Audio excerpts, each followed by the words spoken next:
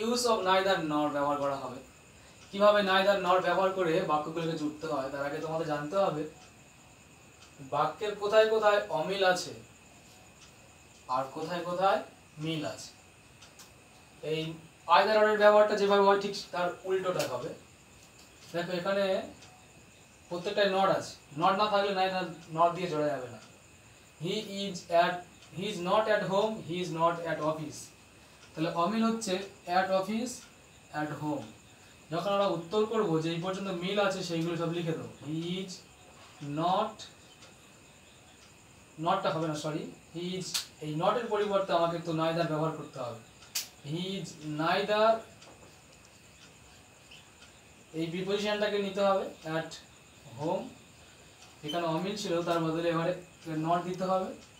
He is neither at home nor, এই অ্যাটটাকে নিতে হবে অ্যাট অফিস।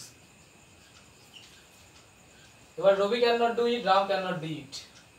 দেখো আগেরটা অমিল ছিল শেষে, এখন অমিলটা কোথায়? রবি আর রাম নিশ্চয়ই আলাদা, তাহলে নাইদার নটটা কোথায় বসবে? শুরুতে বসবে। তাহলে নাইদার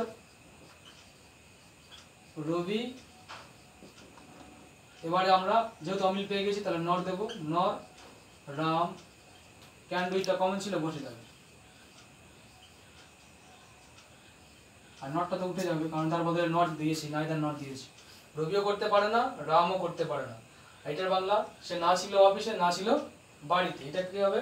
তোমরা নিজেরা করবে, টেন্স চেঞ্জ হবে। আর এটা ঘরানোর কিছু নেই, যেই রূপা সেই সি, সাবজেক্ট দুটো কিন্তু একই। আর এইখানে এটাও টেন্স চেঞ্জ হবে, তবে টেন্সের রূপ চেঞ্জ হবে। He does not take tea, he does not take coffee. সে চাও খায় না, কফিও খায় না। কি হবে? অমিলটা কোথায়? টি আর কফিতে। তাহলে মিলটা যেটা সেটা বসে যাবে। হি, দেখো ডাজ নট এর জন্য আমি টেক্স নিয়ে আসবো। হি টেক্স নাইদার টি, এখানে নট দেবো, অমিল ছিল কফি, কফি বসে যাবে। যদি খুব বুঝে গিয়ে থাকো এইটা, এটা বুঝে গিয়ে থাকলে কিন্তু এটা করতে পারবে, তা নাহলে করতে পারবে না। আজকে এইটুকু বলা ছিল, এই পর্যন্ত থাক।